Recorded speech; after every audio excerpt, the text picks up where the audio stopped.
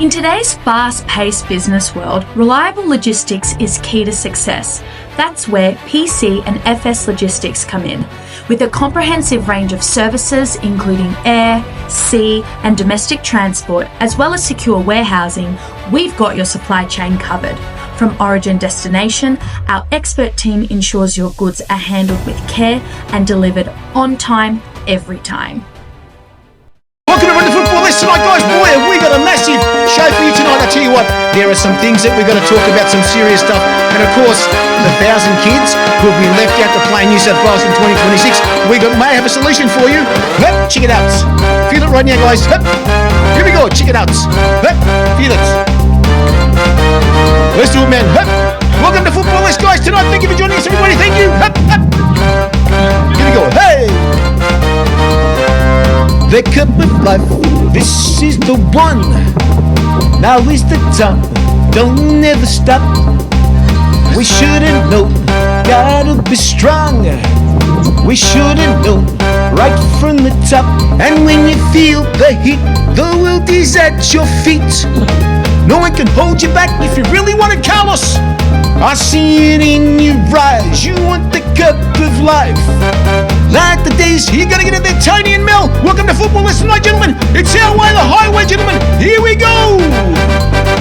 Here, well done, guys. It's our way, the highway. It's happening tonight, guys. We've got a little solution for everyone in New South Wales. Welcome to everybody on Football List tonight, guys. Thank you for joining us. Mel Wilkes, all over from of course, New Zealand. From England, guys, Carlos Bielli. And of course, the return of the Socceroo dad, Tony Goodwin. And Angela's coming on very shortly, guys. But let me just say one thing about this.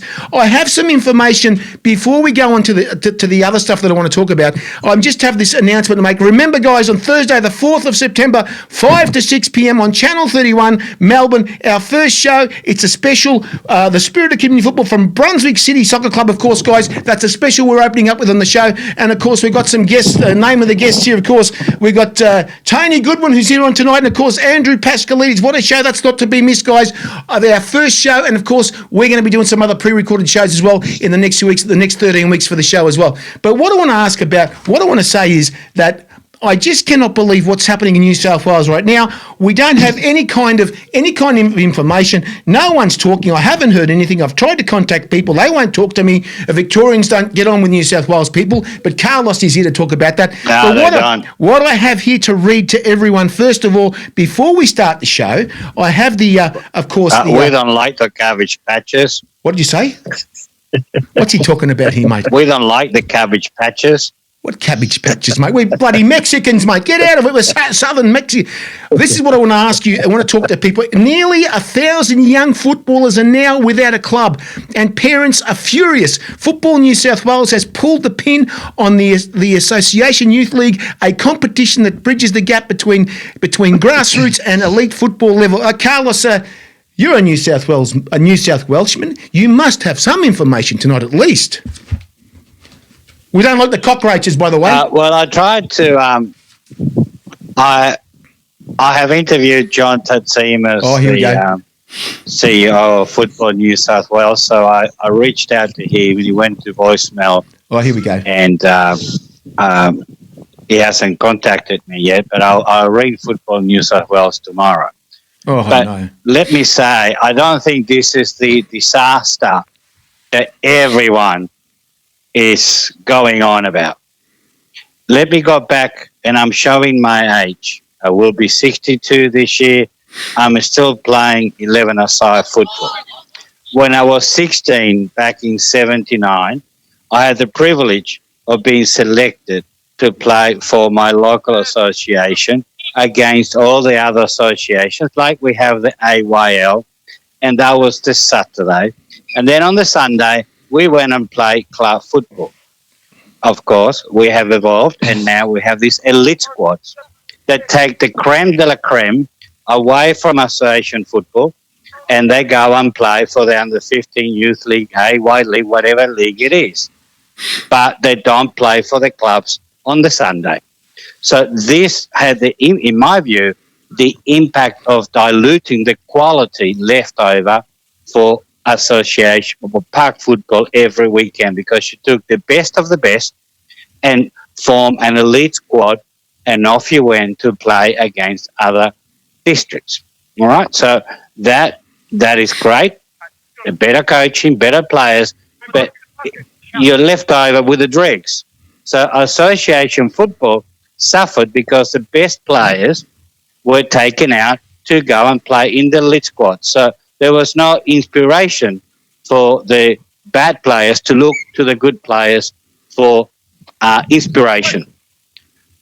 So this, and if you've got 1,000, okay, so a squad might have 18 players, 1,000 players divided by 18, that is 9 and a bit. I'm not a mathematician, but it says 8 teams that 16 players at 15 who are the better players in the age group will have to go to park football.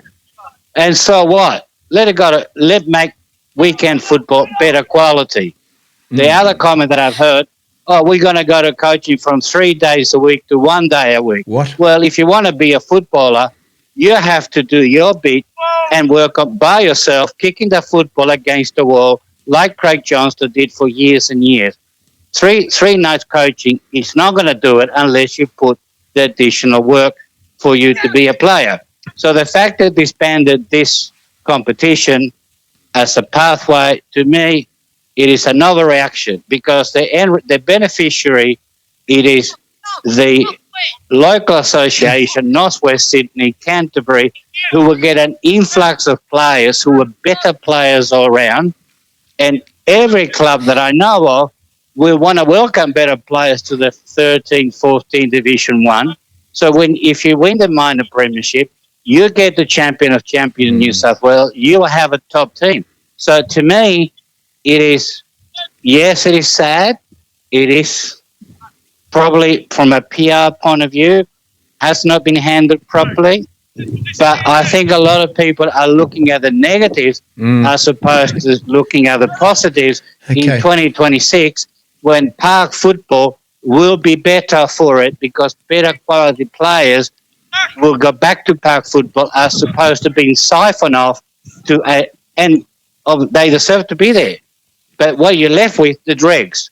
So I'm all for it. Change is part of life, and let's see where it takes it. But I think park football or association football will be better for it next year because you have a better mix of better quality with average players or really bad players, so the teams will be better balanced than just not going anywhere. And if you get coach 1 night a week, well, so be it. Let me say, go and kick the ball against the wall 4 days a week. But Carlos, is parents upset because they're playing on a certain day that they're actually happy with playing on that certain day? That's the thing. Mel, I want to bring you here for a sec about. Well, that is life. I'm not happy about certain things. It happens. I have to adjust. If I didn't adopt the internet 20 years ago and emails, where would I be with my electric typewriter in my legal practice? I'm not happy about technology. It was thrown upon me, and I have to learn to live with it, and I struggle. It is life. We have to evolve. We can't. Nothing stays still. Okay, now, Mel, you may have a bit of a theory on this right now because I spoke to you, June, and I said, come on, because I think a lot of kids are being left out right now on certain days they don't want to play. But if the kids are used to playing at these clubs, and they've been playing for many years at these clubs right through junior level, and this competition, I mean, they're happy with their mates everywhere playing in the same club, the same team, and they've got nowhere to play now. So, Mel, have you getting to you to talk to you tonight, there is a solution to this. Of course there's a solution. You've got your Junior Premier League in New South Wales. Is it that these clubs are being left out of this competition, or can they join elsewhere? That's what I'd like to know. No, I mean, we do have. I mean, ironically, I know one of the technical directors that has been involved in the AYL. Now, I won't name him and I won't name that specific club, but I had these conversations with him a couple of months back, and he's now working with us as part of the JPL setup in New South Wales. And one of the things, and I can only pass on what he said to me, is as accurate as I can possibly pass it on to you guys, is the football body basically said we don't want the YL anymore. And what we want to do is thicken the numbers up in park football, which Carlos has just spoken about, and then redirect, the better players into MPL football. Now, the argument I've had with this gentleman is, well, one of the arguments that the governing body said to him was the AYL is not doing its job. And when he broached the subject with them, he basically said to them, because they're saying you're not retaining players in the AYL, so why should we support it and carry on with it? And he's, well, we are retaining players, and the players we are actually missing or moving on. We're producing 50-odd players. He produced 50-odd players that moved on to MPL standard football last year from his particular AYL competition. Now, and the governing body have said to him, you're losing players, and he's like, yeah, but I'm losing them in the right way to get to MPL. Now, when he's canvassed the conversation with the parents, there's a number of parents and a number of clubs that are like, we don't want to be a part of the MPL system because the MPL isn't doing what it's supposed to be doing. That's their words, not mine. I believe that's the case in Queensland. I don't know what it's like in New South Wales. Now, you've got a situation now where you've got a large number of parents and a large number of players that don't want to be involved in MPL, and they're probably too good for park football. So the AYL is perfect for them. So now there's going to be a void which we need to service, or somebody needs to service, and that's one of the reasons why we implemented the JPL, or are implementing the JPL in New South Wales, because we knew this scenario was going to come to a head. And it came to a head actually in Queensland, because what they did, Football Queensland, is removed the Football Brisbane competition, which serviced thousands of players, male and female, juniors, seniors, to bring in. Now, that's been totally diluted, and the competition in Queensland has suffered through that because there's no stability or continuity. Only time will tell whether New South Wales have actually got it right, but as I see it at the moment, they're just replicating what Queensland did by removing Football Brisbane in their competition. So the solution we've got is the Junior Premier League, which rolls out from February 2026 right the way through to September 2026. We would take the clubs and bring them into our competition as their clubs, as their full name. Yes. Or we could help them to establish new clubs under a different name. So that's fantastic. So there is a solution to the problem here today. Yeah. So, I mean, and apparently you'll be a little bit cheaper than some of the, I don't know what the prices are, what's going on, but at least they've got somewhere to play. And they don't want to be, as you said, they want to play in the NPL competition, get under the MPL. So they just, I mean, I can't understand we have the largest people playing the game is the largest kids right up to seniors, and we are throwing kids away, 1,000 kids. I mean, in that 1,000 kids, you might have some really special players in, Mel, Yeah, but I concur with what Carlos has said there about the training nights, because let's be really frank and honest, even 3 nights a week training is not going to produce a professional footballer. They've got to do their own bits. They've got to do the stuff away from the structured stuff at the football clubs. Really, the players need to be doing at least 12 hours a week, ideally between 14 and 16. That's what they need to be doing. Yes. But there's clubs that are nowhere near geared enough to do that at this minute in time. But Carlos is right. I think it's a different generation now with kids where kids are sat behind Xboxes and different other things rather than actually going out and doing their bits as a footballer. So, but again, this is why parents are now heading towards private academies, because clubs are not actually servicing this part. Because if clubs were doing, let's say, 10 hours a week as a minimum, apologies if you can hear the sirens in the background, they're not coming for me. They're not coming for me, Harry. You're fine, mate. Not yet. If they were doing, let's say the clubs did 10 hours a week and charged a little bit more, what they would do is pick up the void of what the private academies are doing. So the private academies are only existing because the clubs at the moment are deficient. Not all clubs. Some clubs do a good job, but a large proportion of the clubs are deficient. That's my opinion. Again, Tony might have a different view, and so may Carlos. Tony, your position on this at all? I mean, I know what you went through with Craig, of course, but 1,000 kids not being the parents are going through the roof. They're outraged, mate, in New South Wales. In today's fast-paced business world, reliable logistics is key to success. That's where PC and FS Logistics come in. With a comprehensive range of services including air, sea and domestic transport, as well as secure warehousing, we've got your supply chain covered. From origin destination, our expert team ensures your goods are handled with care and delivered on time, every time. Yeah, look, I can totally see it from, all facets, really. Craig wasn't lucky enough to make what they call SASE at the time, or Advanced in the State System. So all he ever wanted to do since he was 4 was be a professional footballer. So we had John Walker, who took him under his own wing and took him for sessions on a Sunday. He worked anywhere between 2 and 4 hours. He was always kicking the ball in the backyard. Sometimes kids and parents want it to happen. You have to make it happen. You can't just expect it. You've got to go out. And they said the amount of times he was rejected, and every time he got rejected, he went up another level. So it's a matter of how bad you want it. And we're lucky enough to have, with Football SA here, a very good system with the state levels, and they got some very good coaches in them. And Andreoli was one of those coaches that, that looked after it. And then he took over the Adelaide's youth side. We've known him basically since 2010-11 when he was with the Kerber Academy. To now he's got the head job at Adelaide United. So, but again, it's how much the kid wanted. If you got a young kid and you need to tell that kid get off the couch, you've got to go to training.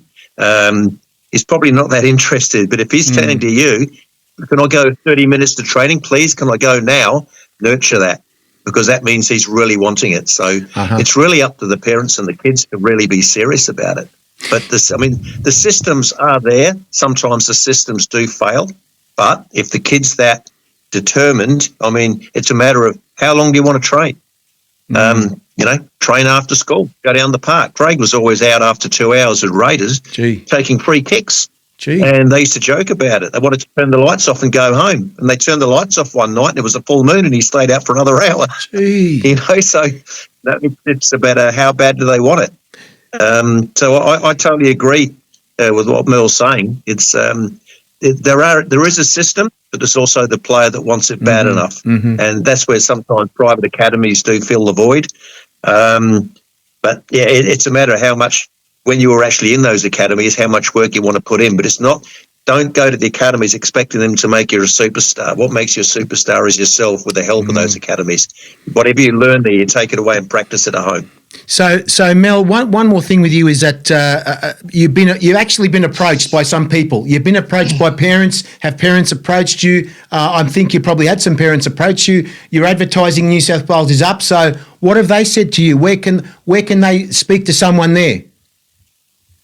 So if you go on the JPL Australia website or the JPL Australia Facebook page, they'll actually find out the information to the clubs to put in an EOI for the competition. As we speak, we've already had a national clubs meeting in June.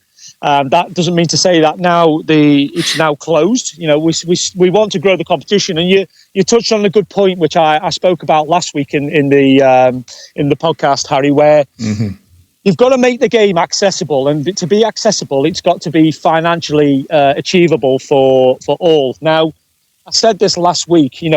We're getting out of control with fees. That's where we're going in Australia. Now, we understand it's a user pay system, and I think the vast majority of the Australian people have managed to grasp that, including myself. Now, that doesn't mean to say that I, as a parent myself, would be willing to pay between $4,000 and $6,000 a year to play National Premier League football, because at the minute it's not worth that type of money. The standard of coaching it has gone backwards. It's certainly got a lot of work to do. Now, the Junior Premier League, I said last week the figures we're looking at under 8s to under 12s is going to be it's $800 per kid. And 13s to 18s is $1,000 per kid. Now, what we want to do is, if we get more clubs involved in that, then that will automatically lower them fees and them costs, because the fixed costs of employing staff and running competition centres in each state remain the same. Now, the flow on from that is if we get more clubs and more players engaged in that, rather than building a bank account and going, we've got X amount of $1,000 in the account, what we want to do then is bring them 8 to 12 fees down to $600 and the 13s to 18s down to $800, and it keeps dropping down to such a point where that's not going to be free. Of course it's not, unless we secure a major sponsor where we can actually drop the fees totally. But, you know, people have got to be paid, and this is where we sympathise with football clubs that, you know, people have got to pay for facilities, grounds, staff. There's a load of flow-on and on costs associated with it. But, again, I'll talk from the heart and just go with what my feeling is, having been on the shop floor now for 11 years in Queensland. The fees clubs are charging, in my view, they're definitely using a proportion of them fees to fund a senior men's team.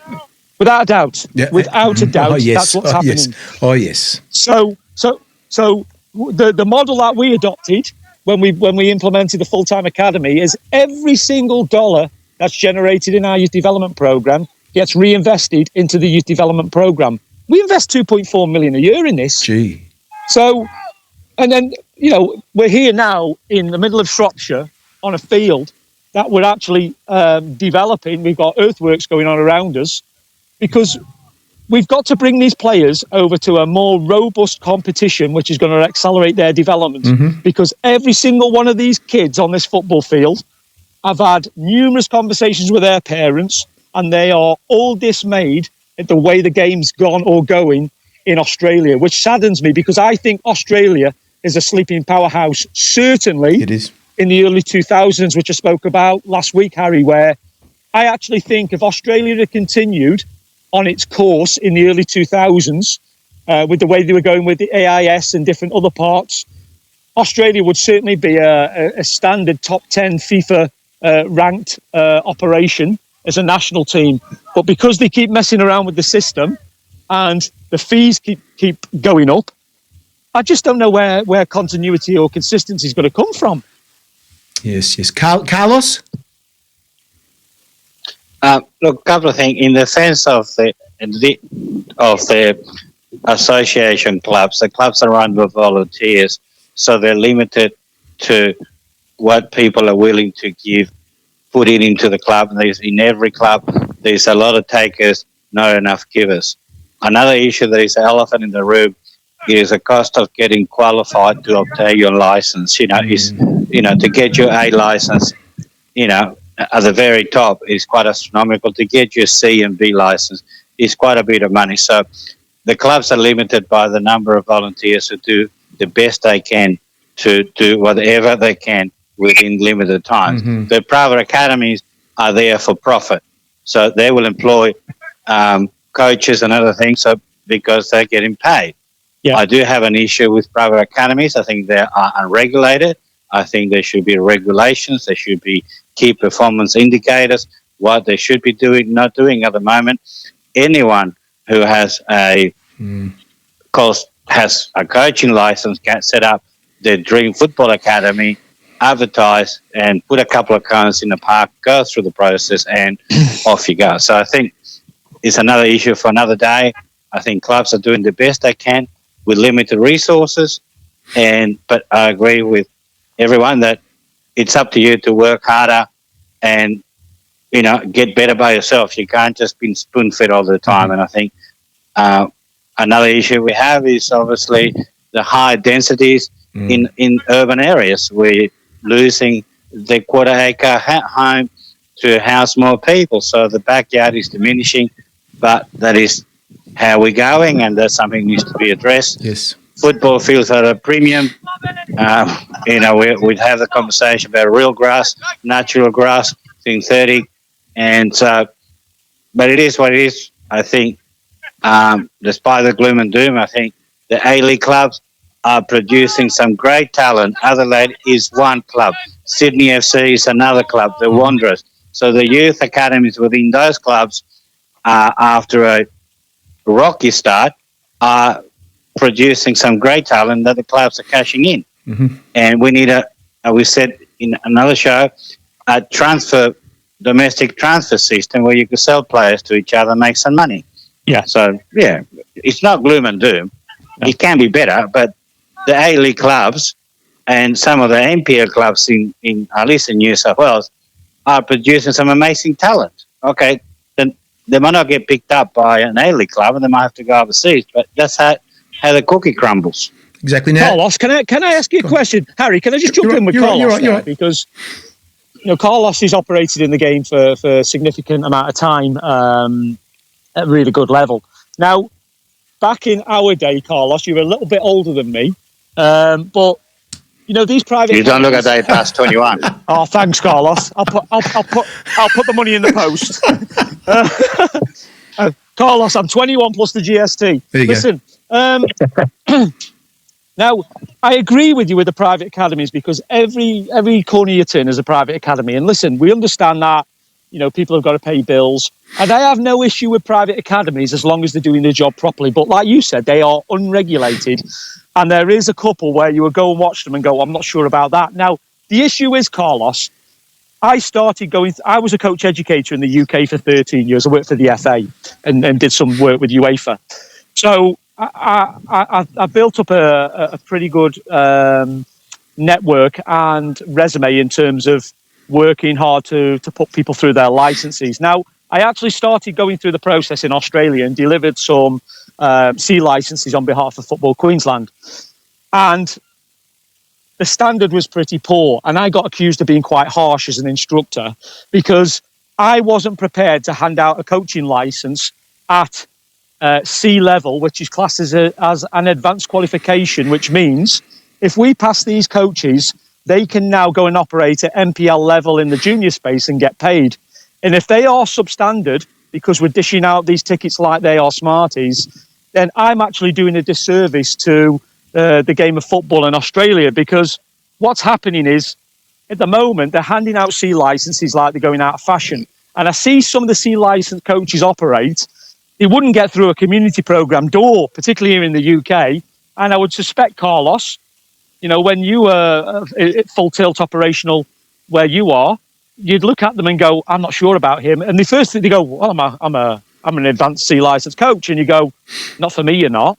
So the issue you've got is, once they've got these C licenses, they then go around and go, I'm an advanced C license coach. Oh, God. And parents go, oh, that's great. And then they start charging anywhere between, I don't know, $50, $75 an hour. And I look at the sessions and I go, it's not worth $7, let alone $75. But I think, again, it's the fact that the state federations, they're so obsessed with, we've now got 30,000 qualified coaches, we're doing a great job. No, what you're doing is putting coaches through their qualifications, and there's no standard or benchmark where you're actually making coaches hit a standard or benchmark, and you're actually pushing them through.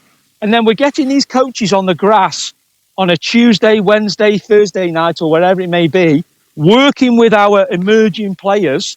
And this is where the substandard player is now coming from, because these coaches don't know the game.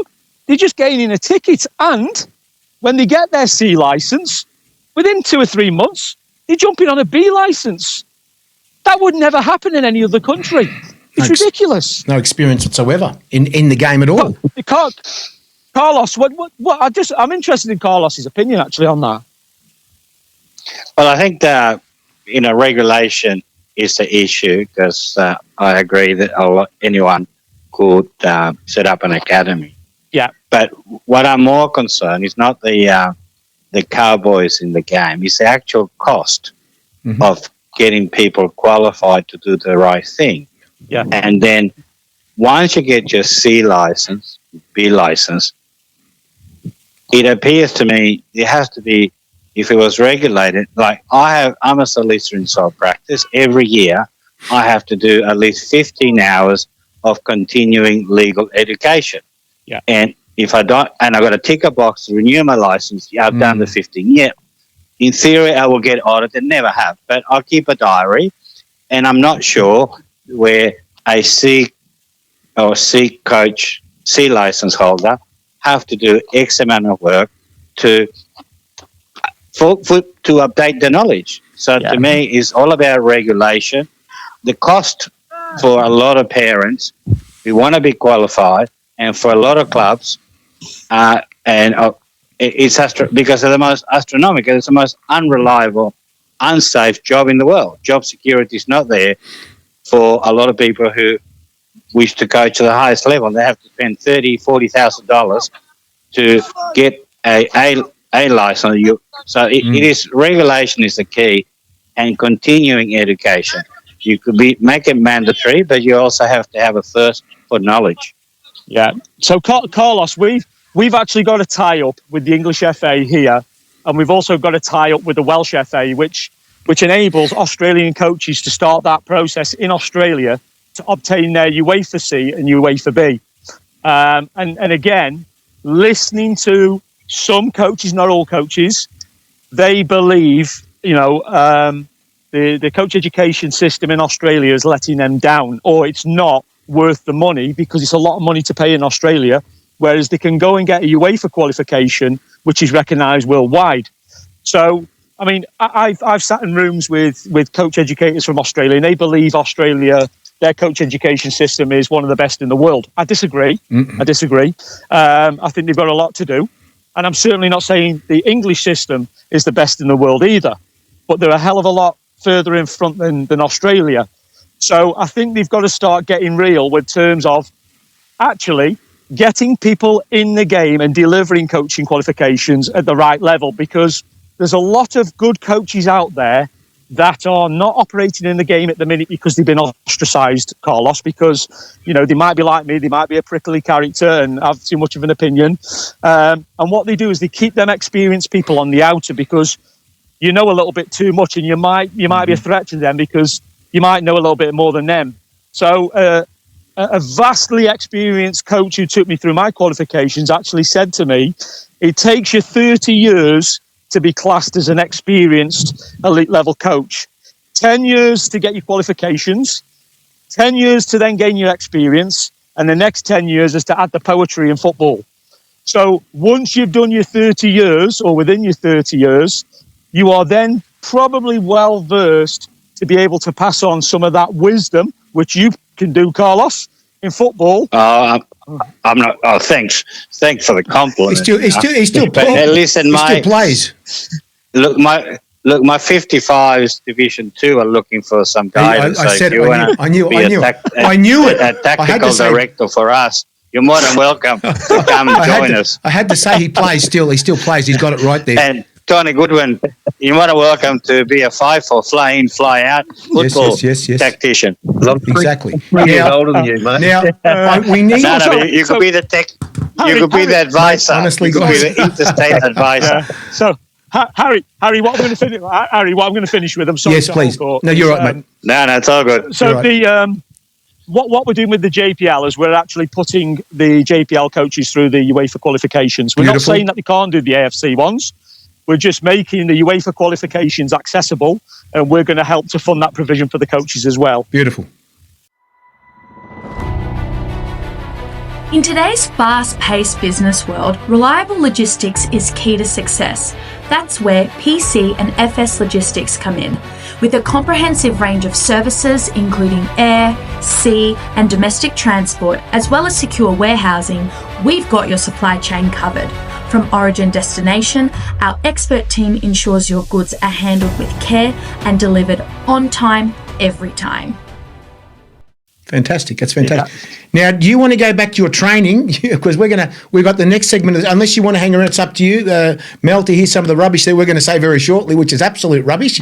But the thing is, before I bring Tony on to talk about South Australia, this is absolutely amazing what I'm about to say. What I found out in the last few days, everyone out there, is that we're not trying to bag anything or bag any clubs or whatever it is. But what I want to say is... they've got places for all the clubs in Oceania. I mean, some of the countries, of course, Ireland, New Zealand, you've got three teams. Okay, 3 teams, no problem. You got 3. But why are you giving Australia one team to play in this professional competition? So couldn't you give Australia three clubs? But you're only giving one club. And I did some research today about the clubs that actually, I'm talking here about something called Eastern United from Adelaide, who are a second-tier team, who are 15th, second last on the ladder. I don't want to bag them, but the thing is, they've only been around for 12 years. And then you've got the other team who has put their bid in South Melbourne, which means the obvious choice is if you go to Eastern Lions, I'm sorry, but that's not going to really cut it very nicely here in Australia. But they should have, honestly, Carlos, they should have given at least 2 teams to Australia. 2 teams. That is ridiculous, Carlos. Look, I fail to see why Oceania should be concerned about improving the quality of the football within their borders, as opposed to inviting people from the outside. I could understand why they want to have a South Melbourne to improve the quality of their football, but to me, Oceania should be, with the help of FIFA, and FIFA has the money, should be doing everything possible to improve the game within their borders. And we must be the only country in the world that gives team from another country. Okay, the Welsh in the championship are an anomaly because it's different. It's United Kingdom, so it's countries within a country. But I don't see why Oceania needs to invite anyone outside. They should be concentrating in improving their football. And if the Adelaide team has been asked, if people are random at large, have been asked to apply, and if they want to aim high, why wouldn't they apply? They've got nothing to lose. And they put their hat in the ring, and we're going to run with it, and we have a vision. But the other question is, will FA allow a team to go out to another confederation and dilute the local competition? Because if South Melbourne leaves the competition, then we might have less quality all around. And it could be a win-win. And Carlos, it starts in January, by the way, so they've got to hurry up and actually get this rolling too over here, what club's going to be in. I'm going to ask Tony. Now, Tony, we're talking about South Australian football right now. Hang on, I just want to ask you, you don't know that Eastern United, do you? You wouldn't know them? Not a great deal. Not a great deal. I hadn't heard that news, though. Okay, that news came out yesterday. I could not believe a second tier. It was unbelievable. So, and of course, Mel, yourself. I'll ask Mel. You are the football hound. No, mate. I chase like a lion. No. Mel, now you guys were supposed to be in this. You were supposed to be in this as well. You were supposed to be in this competition, and you were left out by some certain association, wasn't it? Oh my God!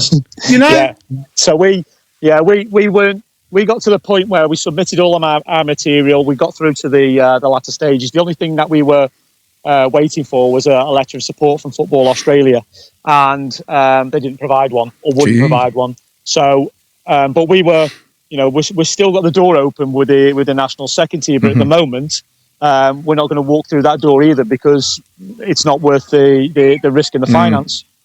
Exactly. So what I want to ask you, Tony, is in South Australia, and we're going to get to the South Australian part of this too as the championship comes. I want to call the NSL Australian Championship. Sounds good. The NSL Australian Championship. So let me say Metro Stars are qualified. I spoke to someone in South Australia last week. They're actually the first team to qualify. They are going to play, I was told. I have got some information here of some other information which clubs are playing as well. So now... how do you see this? How do you see him playing on here? How do you see it? And the clubs now, the other clubs, where are now the finals are starting also. Finals are starting as well. So where are we at on the ladder? We know Metro Stars are in, but what about the ladder there in South Australia? Where are the other clubs? The Metro Stars, they've already won the league here. Yes. They're on 48 points, still 2 games to go. So. They're playing some very good football, and they do feature next Monday against Macarthur in the Australia Cup. So that's another massive game for them. But our competition is probably one of the most interesting it's been for a long time because there's about 5 clubs that are all vying for the 6th spot. So basically they're sitting between 4th and 8th. And the funny thing is the 3 teams that are basically bottom, they're all vying, but they're playing the teams that are actually vying for the top 6. So each one of these games is very cutthroat. So out of the bottom three teams, whichever one loses, there's one game tomorrow night, Friday night, and then Saturday.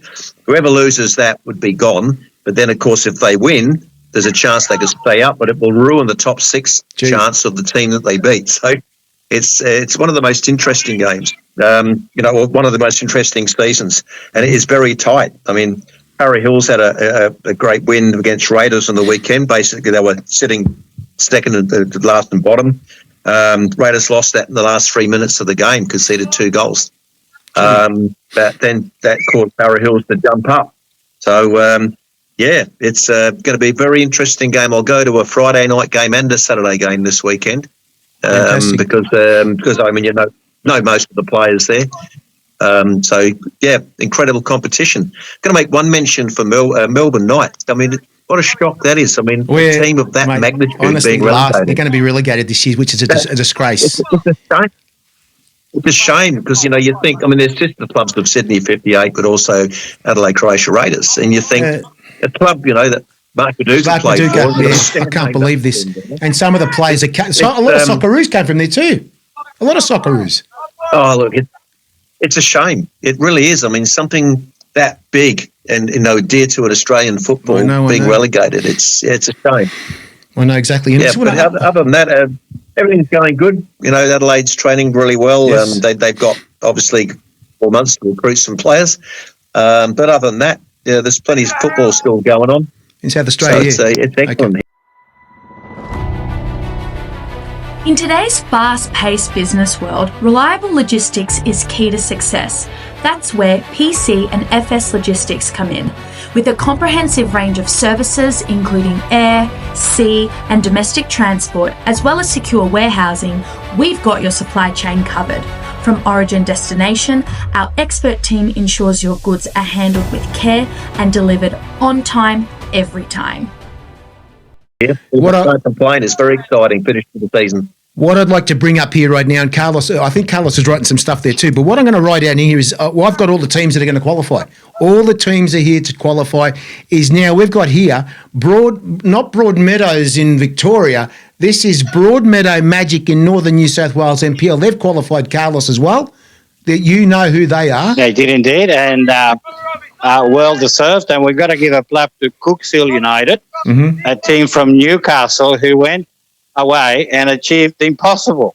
Really? And now they're playing the Jets. So you can't get any better than that for Cooksville United, who Newcastle Premier League 1, I suppose. So, but well done for Broadmeadow Magic. Broadmeadow Magic have been always in the AFA Cup, the run of 32, always there whereabouts. So well done to them, and it will be a win-win for Newcastle football to have a team like the Magic taking part and being exposed to playing against other teams in the competition. And what I want to say also, Tony, is this thing, Metro Stars. Everybody says, who's Metro Stars? Where are Metro Stars from? People don't know. Oh, well, I'm calling them Adelaide Metro Stars. Adelaide Metro Stars. Are they Adelaide Metro Stars or just Metro Stars? There's no saying where they're from. Yep. No, they are a northeastern club. They're basically in the northeast of Adelaide. Okay. So they've been there for quite a few years now. They got now I've got an old moment. Oh my God, Captain. He played for Adelaide United years ago. I've lost him. He's 40 years old now, and he's still the number player. Yeah, played at Adelaide United. Well, all those years ago, like 13, 14 days around those years. I've forgotten his name. I've gone blank. But anyway, he's an incredible player, and he's still going. And I remember 2 years ago, I think they played against Melbourne City in a cup game, and at home with Metro Stars, and he actually turned it on. It was like him of old. It was unbelievable. Yep. It's still mental that I can't think of No, it's all right. We'll come back. Mel, what I've got here is the Queensland stuff, mate, the Queensland stuff. Now, Mel, of course, you know the teams here, Morton City. Fabian Barbiero. Yes, the name's familiar.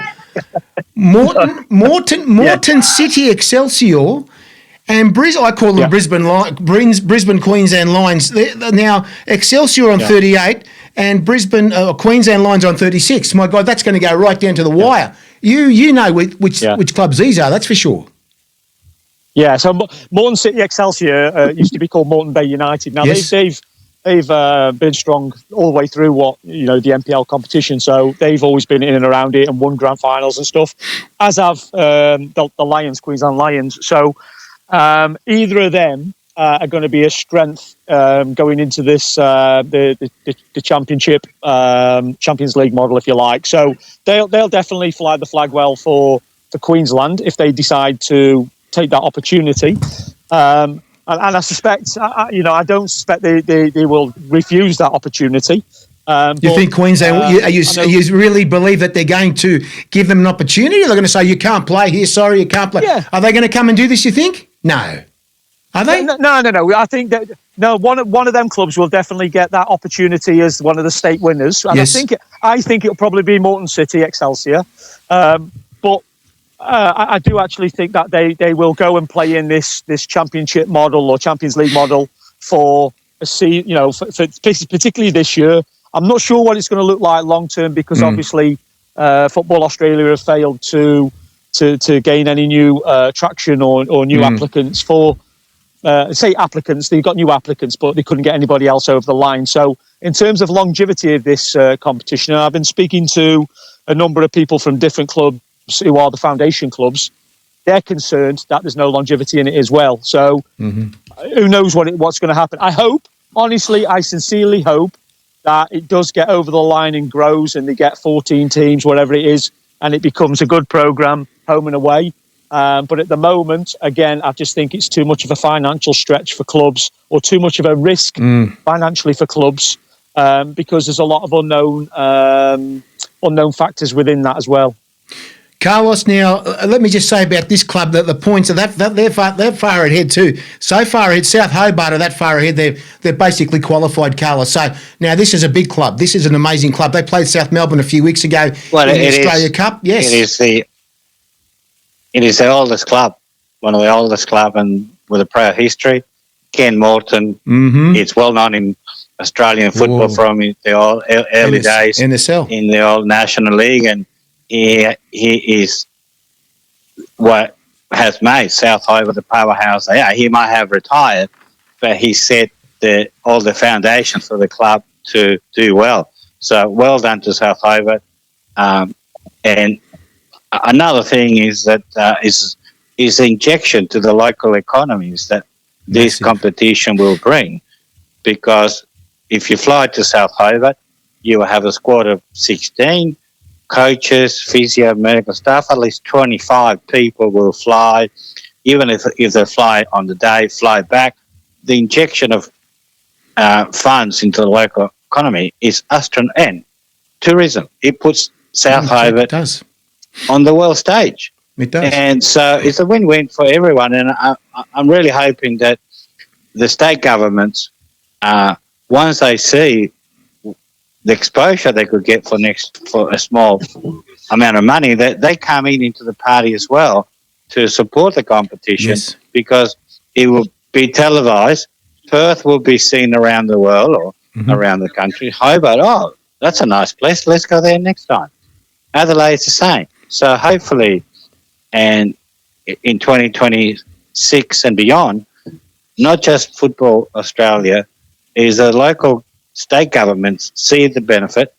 The Socceroos go and play in Perth because there's a bucket of money being offered. The Asian Cup, Perth, Robina and Sydney, is because each state government put a good offer or a bucket of money to FA to bring the game to these cities. And they know they're going to get the money back 10 times because tourism. So South Hobart, I love it. New South Wales, it is an amazing competition at the moment in NPL1 with 5 games to go. So it's all happening. Exactly. So now what I want to say, Tony, is the closest to you there, Western Australia. My God, what do we know about Western Australian football? What do we know? All I know is Bayswater FC. But the only problem, Tony, we face here is this. They may have qualified, But do they have the money to play in this competition? They've got to pay something to play in this competition. And this is what I'm scared of. That, what they say is that, and of course Mel knows this too, I'm sure, that if you're actually finished on top, you're qualified for the NPL or what the championship, the Australian Championship, you're qualified, but they're going to say, well, we've qualified, but can we get in on the cheap? I don't think they're going to get in on the cheap and say, they've got to pay for accommodation. I've heard Football Australia has to actually, they're paying their fares, but accommodation has to be paid as well. Do they have the money in Western Australia? It is a long trip, Tony, very long trip, It's probably, if they're in Europe, it'd be like travelling from one side of Europe to the other. I know. What a joke. And you can't do a road trip. I mean, it's a bit stupid to do it in the bus. I mean, it would physically kill you. Because, you've got to be training and keeping the joints moving. But the flights alone, just for the, support staff, the players, would be exhausting.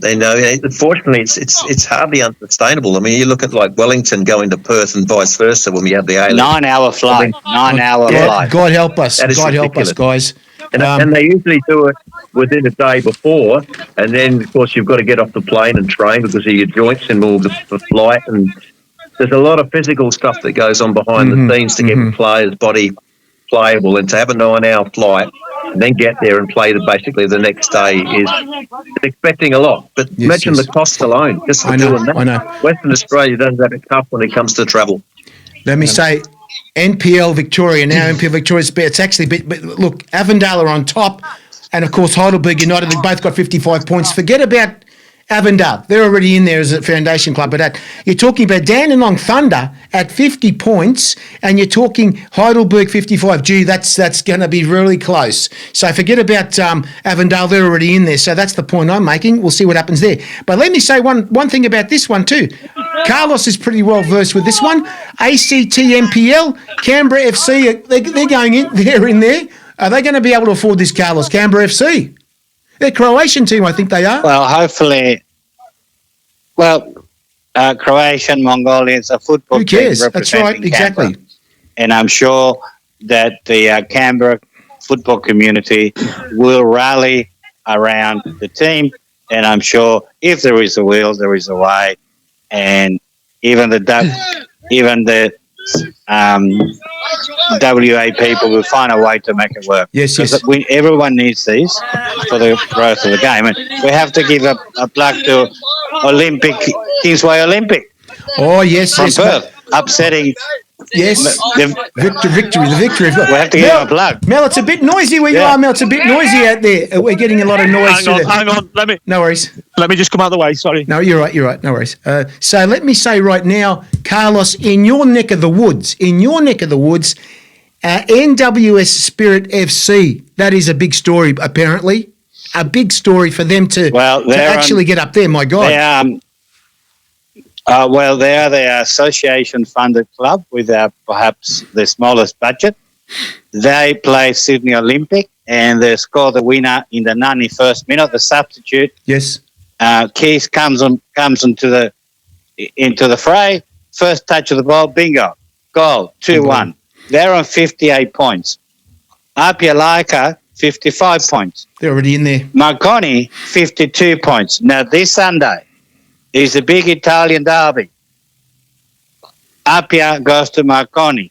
Now, it's big. If Marconi doesn't beat Apia, it's goodbye Mono Premiership. But Marconi and Apia are already in there. It's all about pride. Exactly.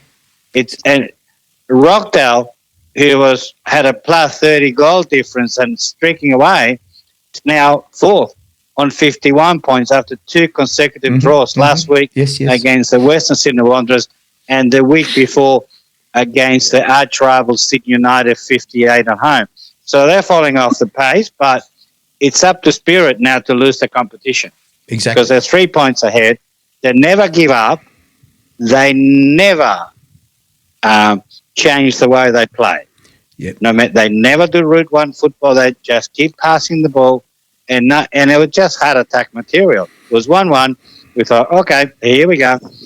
Marconi was a washout. Marconi was to play the Mariners last weekend.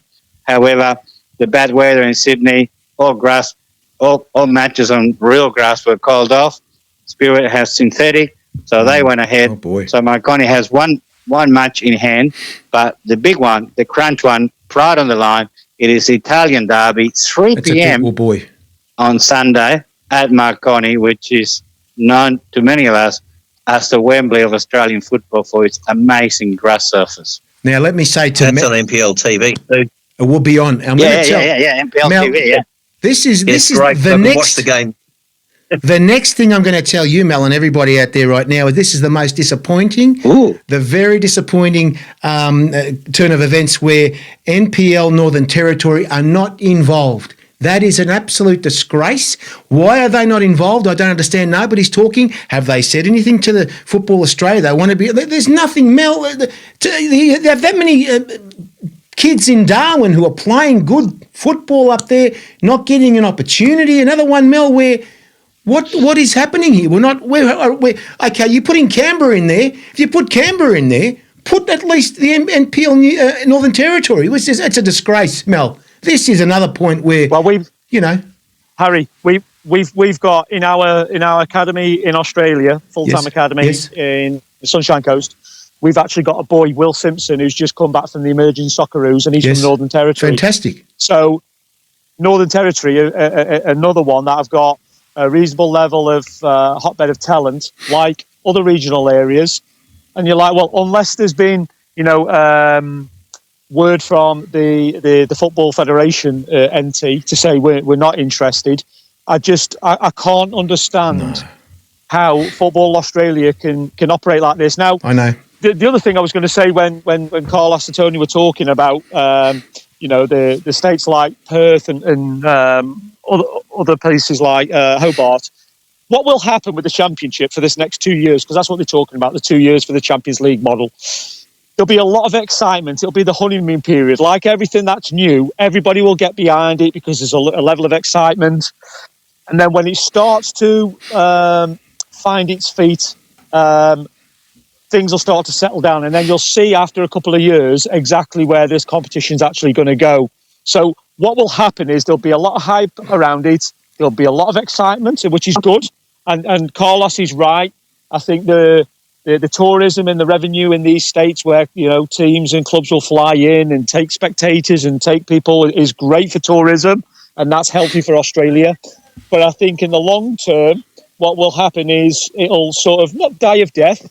It'll do what exactly has happened with the A-League, where people will just go, well, it's just an extension of the A-League. Interest, yes. Now, Harry, I am not of the era of the NSL. I said this to you guys last week, but from the research I've done and the people that I've spoken to that have been involved in the NSL, massive. The ethnics that was involved in the NSL would put the A-League in this championship to shame 10 times over.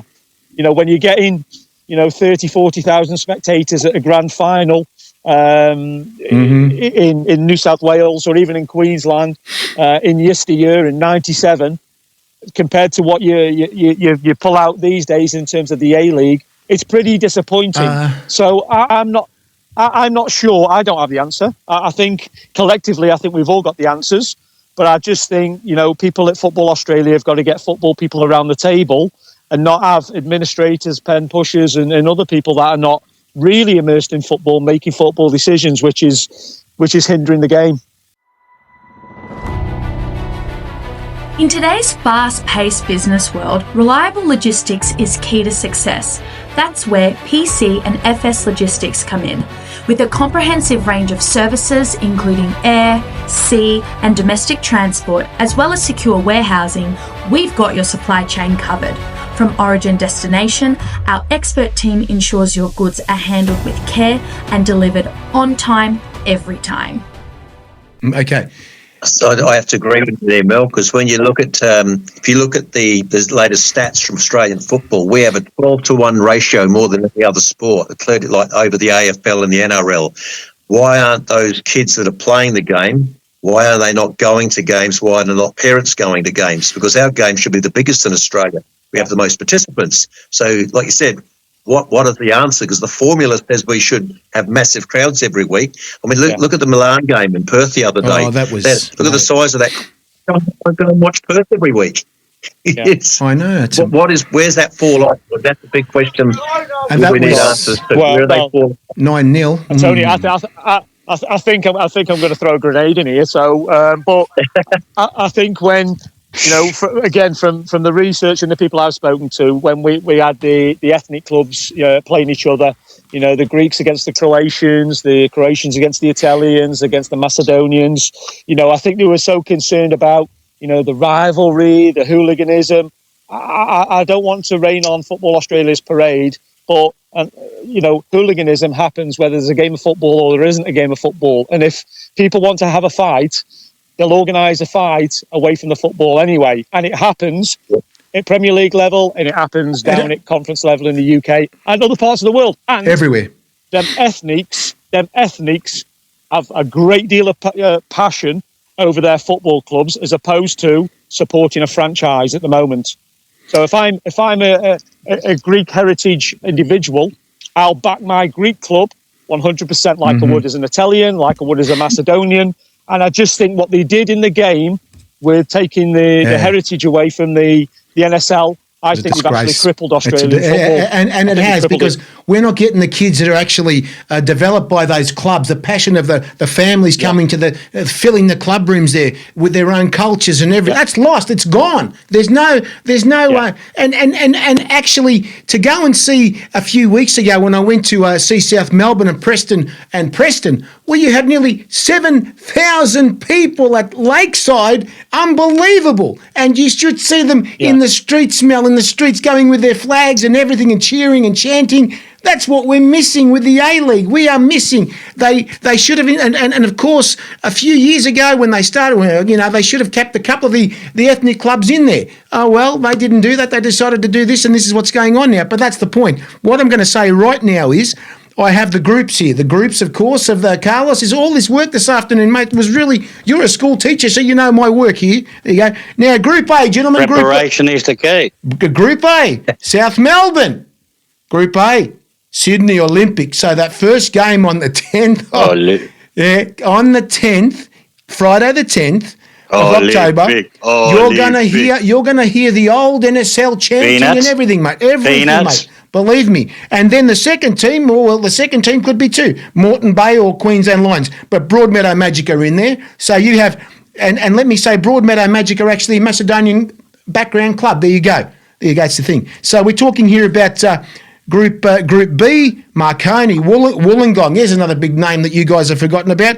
And then they're saying Heidelberg will be in it, and South Hobart. So there's a big mixture of different nationalities there, where you got Marconi Italians, Wollongong. I think Wollongong. What nationality, Carlos, was Wollongong? I'd like to know. I mean, were they just a sort of a mixed up? Wollongong is it's a community-based. Yes. Supported by the football community of Wollongong.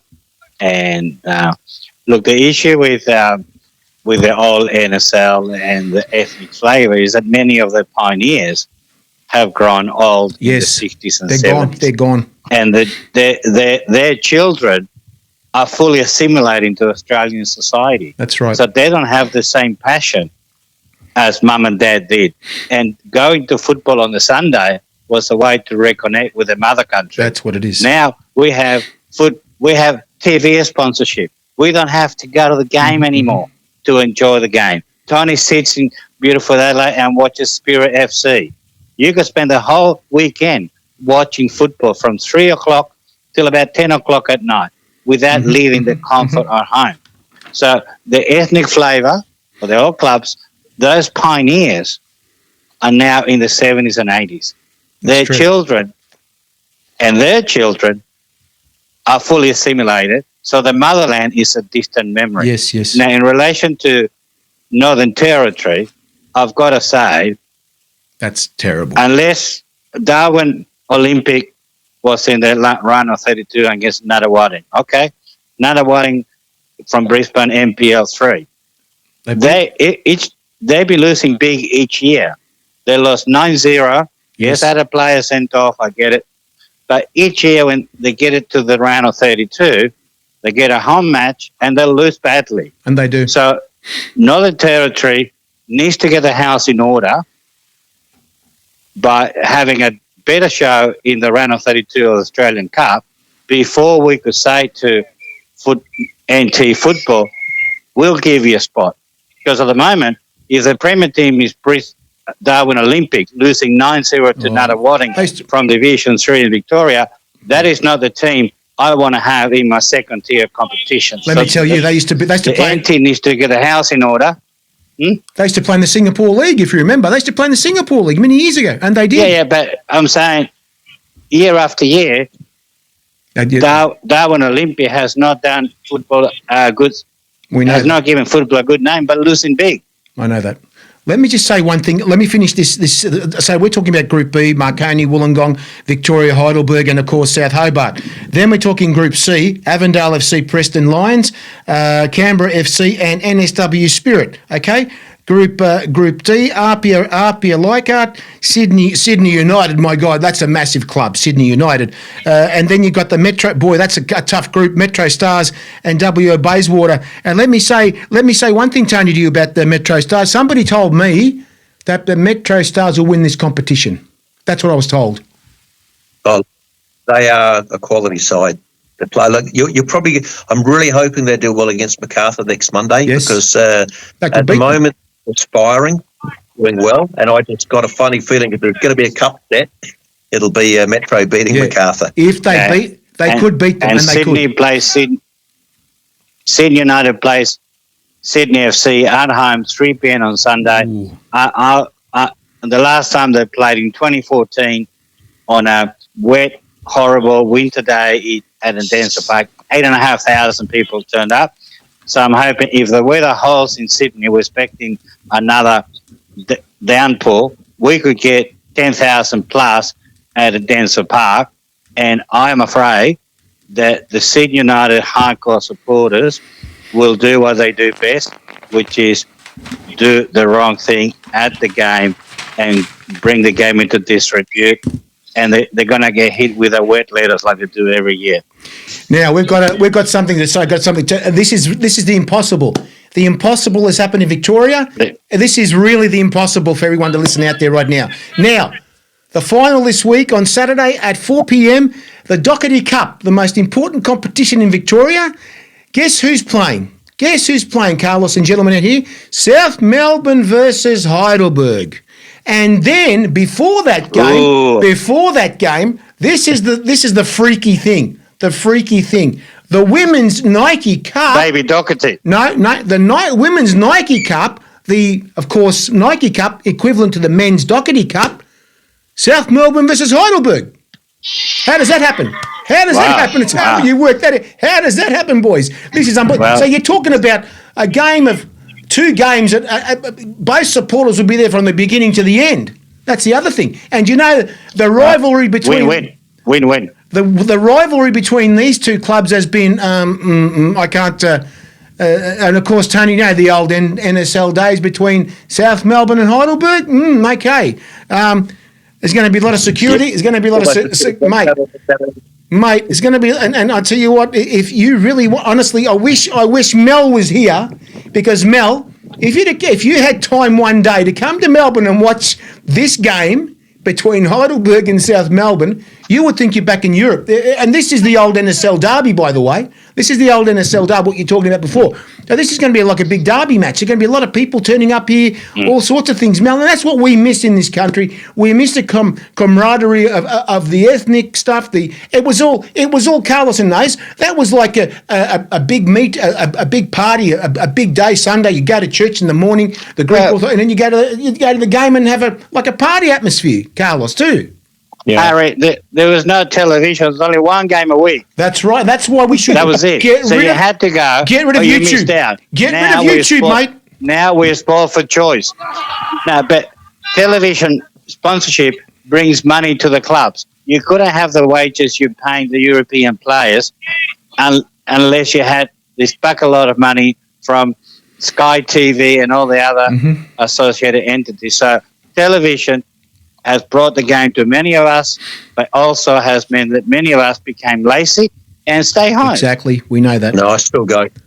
It's only... you and I and Mel are hardcore. We will go and watch a game live, rain, hell or shine. but Mel, other people are not as permitted. Mel, are you going to see a game in England? Are you going to go and see a game? Are you going to take the academy, the boys to one of the games at all? How many weeks before the Premier League starts? Next week. So we've actually we're in pre-season now, so we've actually got our games program, pre-season games kicking in this weekend. But we've already been to a championship game. We're going out to. One of my friends is the technical director. He is the director of football at Shrewsbury Town. And then I've got friends at Port Vale in League One. So what we're going to do is take a lot of these boys over to watch the first team train and then watch them play. But also, we've got a handful of these players that are actually going on trial in the youth academies at these clubs as well. Beautiful.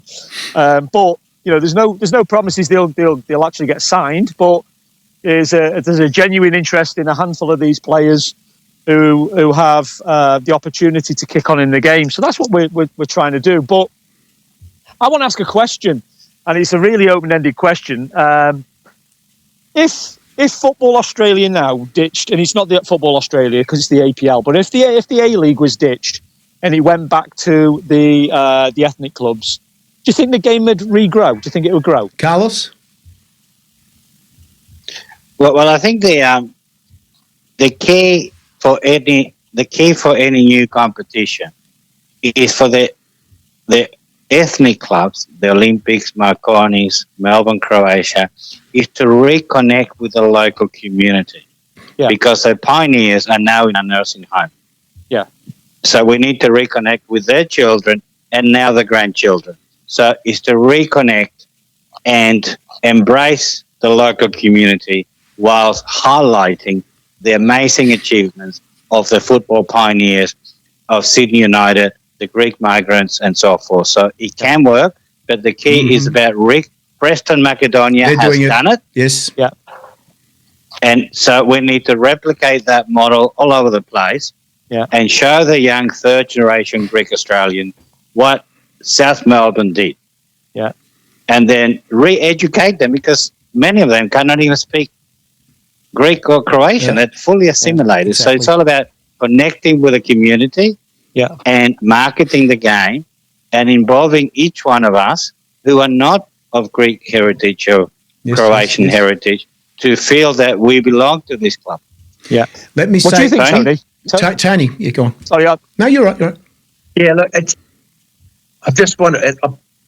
From a Melbourne perspective, I could see it possibly working. I think that's the reason why they don't want South Melbourne in the A-Leagues. I think they've probably pinched too many Melbourne victories.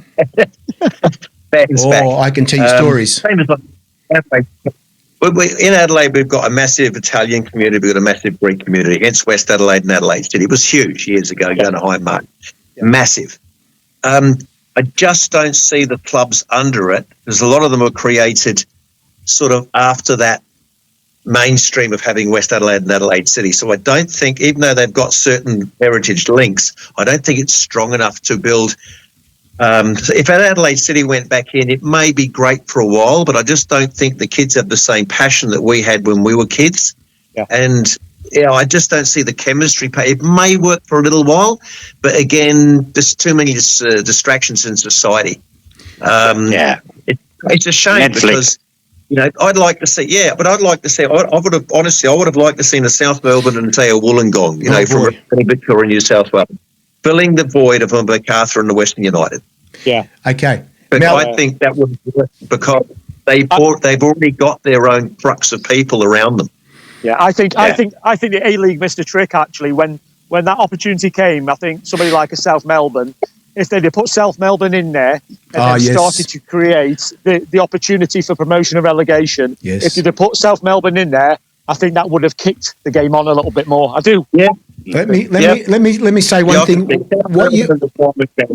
What you're saying, Mel, is I'll give you an example. The first time that Preston have come into the NPL this year after like 3 to 5 years out of everywhere, they're straight down and they come back up again for so many years. The first game of the NPL at Preston, 9,000 people against South Melbourne. 9,000 people. And let me tell you, some of these other A-League clubs are struggling to get 1,000 to 2,000. some of these clubs. So 9, you can imagine if in the championship, all of a sudden, South Melbourne are playing Preston in the a semi-final or something like that, it's going to be massive.